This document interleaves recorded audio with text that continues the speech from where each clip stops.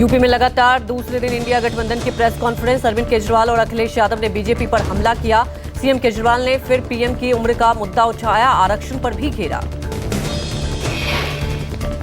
अरविंद केजरीवाल ने कहा, पीएम मोदी अपना वारिस अमित शाह को बनाएंगे। पीएम मोदी अपने लिए नहीं, अमित शाह के लिए वोट मांग रहे हैं। कि ये चुनाव भारतीय जनता पार्टी मोदी जी अपने लिए वोट नहीं, अमित शाह जी को प्रधानमंत्री बनाने के लिए वोट मांग रहे हैं। अरविंद केजरीवाल ने कहा, बीजेपी जीती तो 2 महीने में ये योगी को हटाएंगे। मोदी ने शिवराज वसुंधरा रमन सिंह का राजनीति खत्म की है। शिवराज सिंह चौहान को हटा दिया गया, वसुंधरा राजे को हटा दिया गया, डॉक्टर रमन सिंह को हटा दिया गया। अगर ये लोग जीत गए तो योगी आदित्यनाथ जी को 2 से 3 महीने के अंदर उत्तर प्रदेश के सीएम पद से हटा दिया जाएगा। अरविंद केजरीवाल ने आरक्षण का मुद्दा उठाया। कहा, बीजेपी 400 पार का नारा इसलिए दे रही है कि बीजेपी देश से आरक्षण खत्म करना चाहती है, संविधान बदलना चाहती है।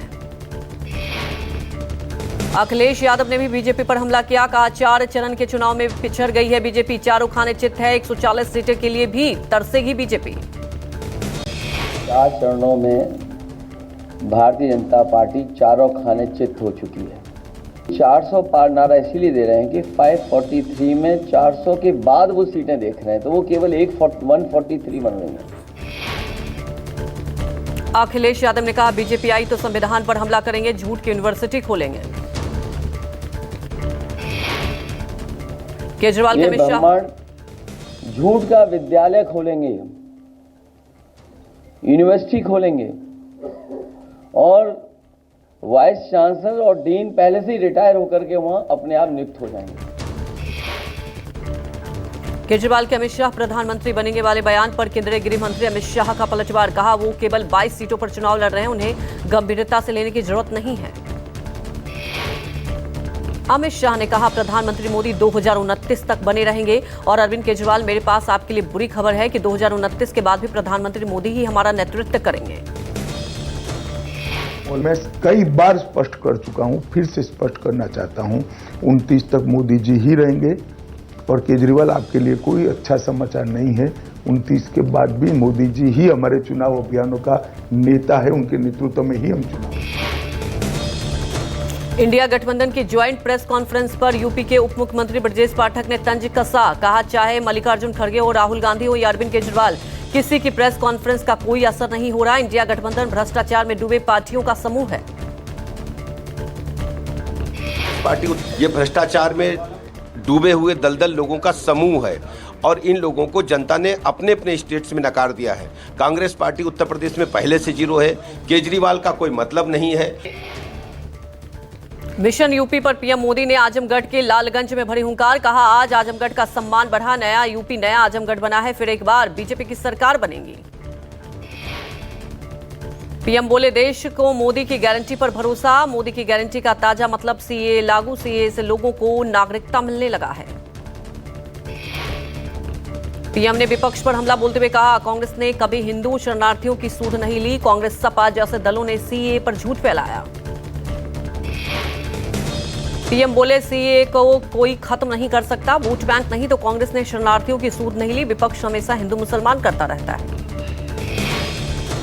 लालगंज की धरती से पीएम के हुंकार। कहा, सीए को लेकर विपक्ष ने दंगा भड़काने की कोशिश की, जम्मू कश्मीर में 370 की दीवार गिराई। आज लोग कश्मीर में शांति से रह रहे हैं। ओडिशा के भुवनेश्वर में बीजेपी अध्यक्ष नड्डा का रोड शो। कहा, कांग्रेस धीरे धीरे अपने पद से हटते हुए नीचे की ओर जा रही है। कांग्रेस का काम और खुद के विचार कांग्रेस के पतन के कारण है। ये तो राहुल ही जाने, लेकिन हम ये जरूर जानते हैं कि कांग्रेस धीरे धीरे अपने पद से हटते हुए नीचे की ओर जा रही है और धरातल की ओर जा रही है। और उसका कारण कोई और नहीं, उनके खुद के काम और उनके खुद के विचार और उनके खुद के कार्य। नड्डा के रोड शो में जुटी भारी भीड़। जनता को संबोधित करते हुए कहा, ओडिशा की जनता ने नवीन बाबू को आराम देने का मन बनाया ताकि राज्य को सक्रिय स्वस्थ मुख्यमंत्री मिले।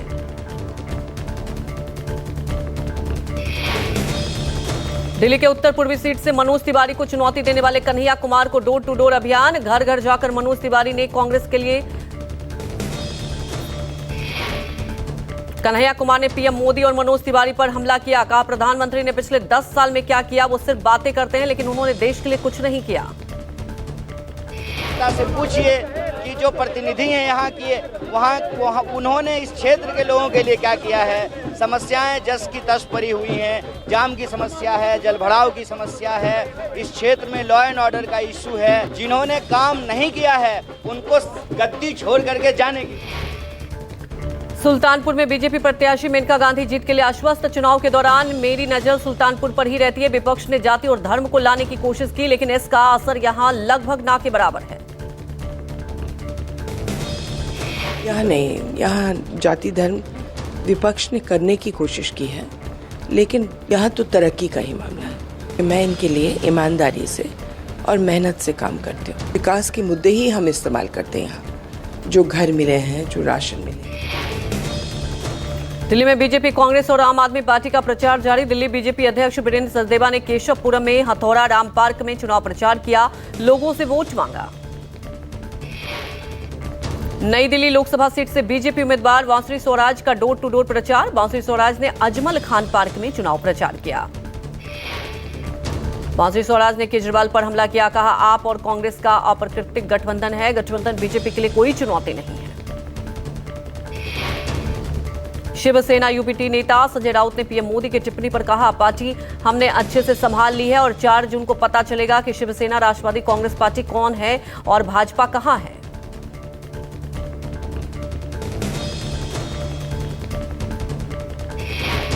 हमने पूरी तरह से संभाल ली है और 4 जून को पता चलेगा पार्टी कौन है, शिवसेना कौन है, राष्ट्रवादी कांग्रेस कौन है और बीजेपी कहां है।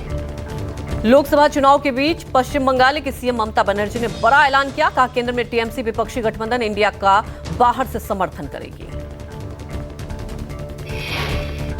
बीजेपी के 400 सीटें जीतने के टारगेट पर निशाना साधते में ममता बोली भले ही बीजेपी 400 सीटें जीतने का दावा कर रही है पर जनता को पता चल गया है कि बीजेपी चोरों से भरी पार्टी है। बंगाल में टीएमसी अकेले लड़ रही है चुनाव। हाल ही में ममता ने बीजेपी, कांग्रेस, सीपीआईएम को कहा कि नौकरी खाने वाले करार दिया था। संविधान लोकतंत्र को लेकर लालू का भारतीय जनता पार्टी पर बड़ा हमला और कहा कि अगर भारतीय जनता पार्टी सत्ता में आती है तो संविधान खत्म कर देगी। लालू यादव ने कहा संविधान और आरक्षण खत्म कर समाज में गैर बराबरी बढ़ाना चाहती है बीजेपी। नया संविधान बना लोकतंत्र को खत्म करना चाहती है बीजेपी। लालू बोले संविधान, आरक्षण और लोकतंत्र बचाने की लड़ाई में अपना योगदान नहीं करेंगे तो आपकी आने वाली पीढ़ियां उसी प्रताड़ना और उपेक्षा को जिएगी। बिहार में कांग्रेस को लगा झटका। विधायक विजय शंकर दुबे के बेटे सत्यम बीजेपी में हुए शामिल। साथ में कई नेताओं ने थामा बीजेपी का दामन। बीजेपी के हुए महाराजगंज के कांग्रेस विधायक विजय शंकर दुबे के बेटे कुमार सत्यम बीजेपी के प्रदेश अध्यक्ष डिप्टी सीएम सम्राट चौधरी ने दिलाई पार्टी की सदस्यता।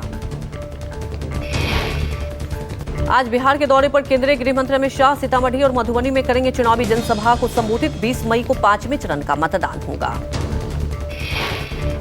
दिल्ली के सीएम आज से 2 दिवसीय पंजाब दौरे पर। अमृतसर में मेगा रोड शो के बाद श्री हरिमंदिर साहब में टेकेंगे मत्था। सीएम भगवत मान भी रहेंगे साथ।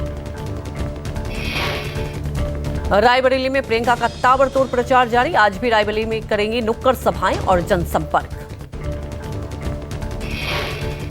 चुनाव खत्म होने के पहले अमित शाह ने सीएए पर पूरा किया वादा। सीएए के तहत दिल्ली में 300 लोगों के दी गई भारतीय नागरिकता, 14 लोगों को दिए गए सर्टिफिकेट। सीएए 2024 की अधिसूचना के बाद नागरिकता प्रमाण पत्रों का पहला सेट जारी किया गया।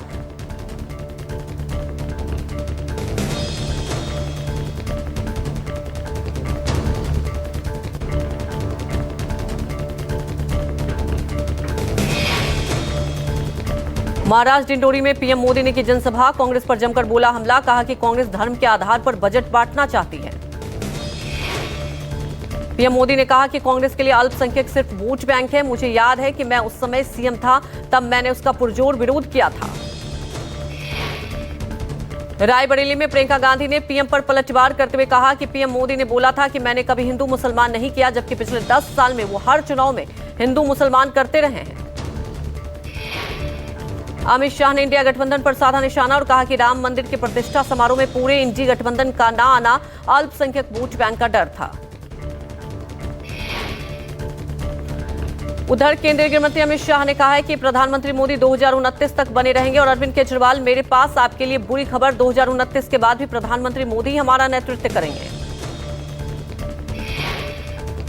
वहीं सुप्रीम कोर्ट द्वारा अरविंद केजरीवाल को अंतरिम जमानत दिए जाने पर शाह ने कहा, मेरा मानना है कि ये कोई नियमित निर्णय नहीं है। अमित शाह ने पीओ को लेकर फिर दोहराया अपना बयान, कहा यह भारत का हिस्सा है और इस पर हमारा अधिकार, इसको कोई झुठला नहीं सकता। अमित शाह ने 400 पार वाले नारे पर कहा है कि हमारे 400 पार के नारे को विपक्ष ने कम दूर की दृष्टि से देखकर इसका राजनीतिकरण करने की कोशिश की है।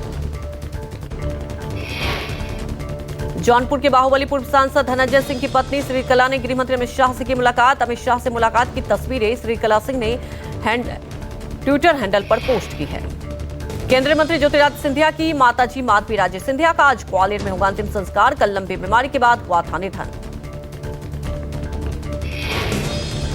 ईडी की बड़ी कार्रवाई, झारखंड के मंत्री और कांग्रेस नेता आलमगीर आलम को किया गिरफ्तार। उनके पीए संजीव लाल को घरेलू नौकर से भारी मात्रा में बरामद हुई थी नकदी। ईडी की टीम ने दिन भर हुई पूछताछ के बाद मंत्री आलमगीर आलम को अरेस्ट कर लिया। मंगलवार को भी ईडी ने मंत्री से करीब 10 घंटे की पूछताछ की थी। आलमगीर आलम के सचिव के नौकर के घर से 37 करोड़ रुपए से अधिक कैश बरामद हुआ और इस सिलसिले में उनसे पहले पूछताछ की गई। इसके बाद ईडी ने उन्हें अरेस्ट कर लिया। माधवी राजे सिंधिया आज पंचतत्व में होंगी विलीन। 3 राज्यों के मुख्यमंत्री समेत कई मंत्री होंगे शामिल। ग्वालियर में अंतिम संस्कार को लेकर पूरे शहर का रूट डायवर्ट, सुरक्षा व्यवस्था के लिए करीब 2000 जवान तैनात किए गए। अंतिम संस्कार के लिए सिंधिया छतरी पर तैयारियां जारी। लंबे समय से बीमार चल रही थी माधवी राजे, कल एम्स में 75 साल की उम्र में ली थी अंतिम सांस। मुंबई के घाटकोपर में होर्डिंग गिरने से हुए हादसे में अब तक 16 लोगों की मौत। सीएम शिंदे ने दिए हैं सभी होर्डिंग की जांच के आदेश। बचाव अभियान खत्म, मलबा हटाने का काम जारी। हादसे पर बीएमसी कमिश्नर भूषण गगरानी ने कहा, होर्डिंग गिरने की घटना दुर्भाग्यपूर्ण थी। कमजोर नींव के चलते गिरा होर्डिंग। होर्डिंग के नीचे गिरे मलबे में कार से निकले गए 2 शव। तेज आंधी के कारण गिरा था होर्डिंग। कुपवाड़ा में घुसपैठ की कोशिश नाकाम। ऑपरेशन के दौरान सेना ने अब तक 2 आतंकी ढेर किए। एलओसी पर सेना का ज्वाइंट ऑपरेशन जारी। घुसपैठ की कोशिश की फिराक में थे आतंकी। आतंकियों को मार गिराया गया।